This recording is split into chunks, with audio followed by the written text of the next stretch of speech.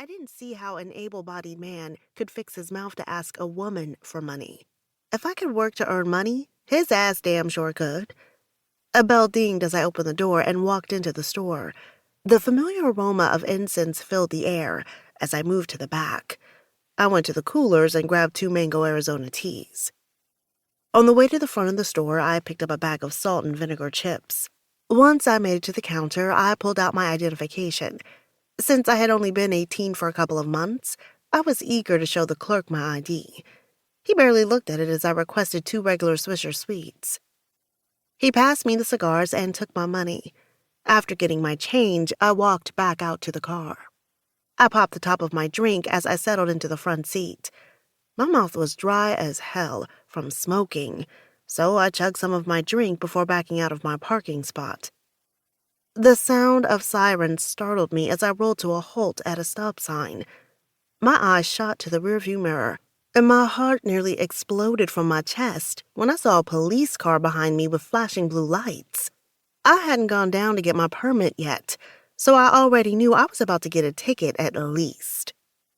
I looked in the side mirror as the officer approached the driver's side of the car with one of his hands glued to his gun. A sense of impending doom washed over me as he got closer. "Good evening, ma'am. License and registration." I'm not really sure where the registration is. This is my boyfriend's car." "Okay, I can pull it up from the tag number. Let me see your driver's license." "I don't actually have my license yet. He's been teaching me to drive." "Ma'am, it's illegal to drive without a licensed driver in the car." "I didn't know that." I lied. "Have you been drinking or using any illegal substances?" "No, sir." I denied, knowing I was stoned out of my mind right now. "There is a strong odor of marijuana coming from the vehicle. I'm going to have to ask you to step out of the car and allow me to perform a search." Shit, I thought to myself. It was a bad idea for Abel and me to smoke and drive. My mouth went dry when I spotted the roach from the blunt we'd recently smoked sitting in the ashtray. I would probably never get my damn license if I got caught with weed before I ever even took the test for my permit.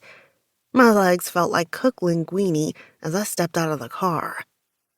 "Stand at the back of the car," the officer instructed. "I have to wait for backup before I can perform the search." "Okay," I nodded. "Where were you headed?" the officer asked, probably just making small talk. "Right down there to those houses."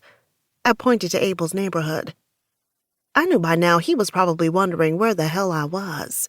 Even if I didn't have any license, it seemed that the officer could just let me walk the rest of the way to my destination since I was so close. When I made it over there, I could send Abel back to get his car. Another police car stopped behind the initial car.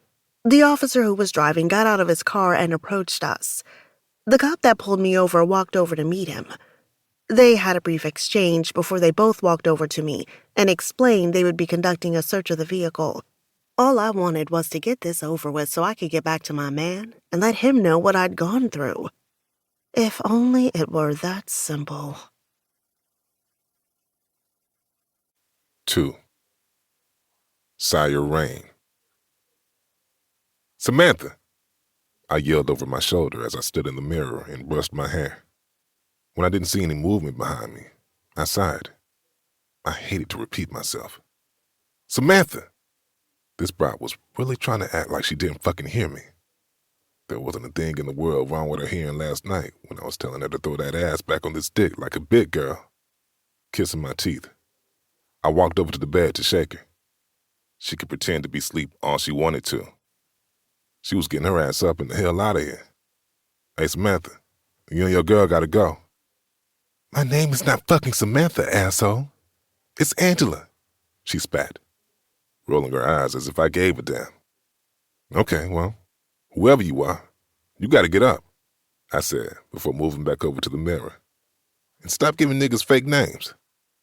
"Nigga, I told you my real name." "See, you talk too damn much. That's why you gotta get your ass up. Wake your homegirl up." I don't think she ever even told me her name. "What time is it?" she asked, looking around the room.